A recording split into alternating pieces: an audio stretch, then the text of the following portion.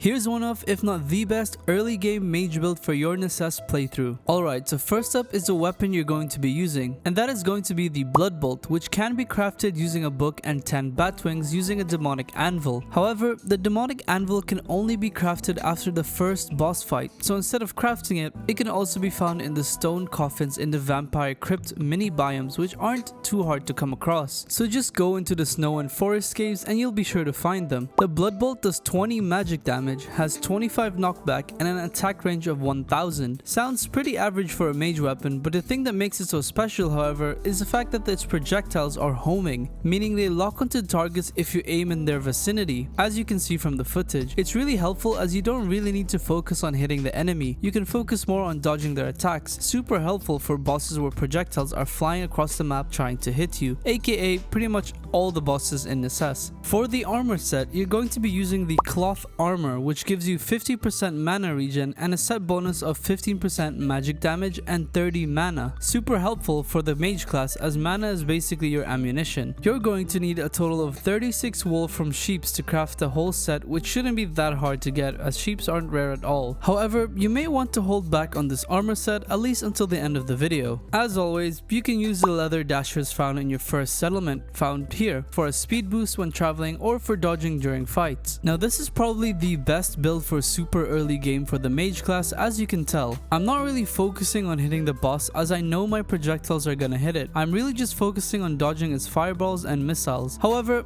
after defeating the first boss, the Evil's Protector, you get access to the demonic anvil, and this allows you to craft the Blood Volley weapon, an upgraded version of the Blood Bolt. And if you decided to skip the cloth armor, well then you can use those 36 wool you got for the Void armor set. The Blood Volley requires the Blood Bolt itself, 10 Void shards and 10 bat wings, while the armor requires 36 wool and 13 void shards. So if you want, you can technically skip the first cloth armor set and save the wool for the void armor instead, but it's up to you. Either way, this massive step up in armor and weaponry is a huge early game power boost, as you now shoot out 3 homing projectiles instead of 1. Void shards can be dropped from the Void Apprentice wizards inside and outside the dungeon, and they're not too hard to get. Just make sure to bring some heart potions in case things get a bit rough. And now you have a very strong build that can honestly carry you through a lot of the early game, or at least make things a bit easy as a mage. But that's all for this video, guys. I hope this guide helps some of you who are looking to play the mage class in Necesse. If you're planning to play the melee class, then make sure to check out my other video on the most broken early melee build, and comment down below which class you want to see next, ranger or summoner. If you enjoyed the video or found the build helpful, make sure to drop a like and consider subscribing to the channel for more Necesse and other gaming content. Stay safe, stay healthy,